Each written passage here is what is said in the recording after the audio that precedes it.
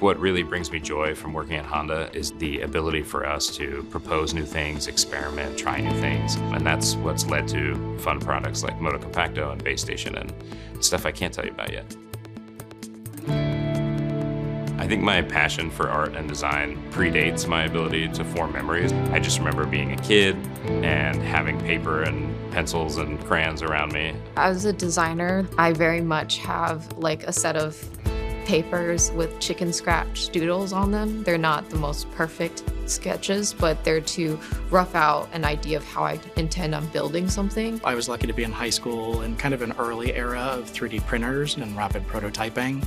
It sort of started to cross into my mind that you can still be artistic, but you can actually channel that to create things that help people. For me, I think inspiration comes from pretty much anywhere. One of my favorite things to do is to go explore new places and try new foods. For Honda, what design really means is taking the opportunity to look at a lot of social changes, technology changes, and we say, here's what we think the biggest problems people are facing today, and here's what we think will be different in 10 years. And it's that kind of foggy lens where you don't ever really know what the future holds, but our task is to try to understand it as best we can.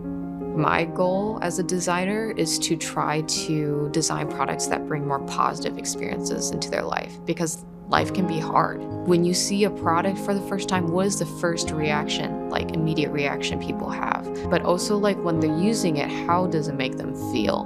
We're all trying to create something that makes people's lives better. Honda's history is really full of experimentation. You know, Honda started making gaskets for motors and then started making bikes with motors and then motorcycles and then cars, power equipment and all this other stuff. So we have 50-year history of creating new things, and we're trying to continue that legacy.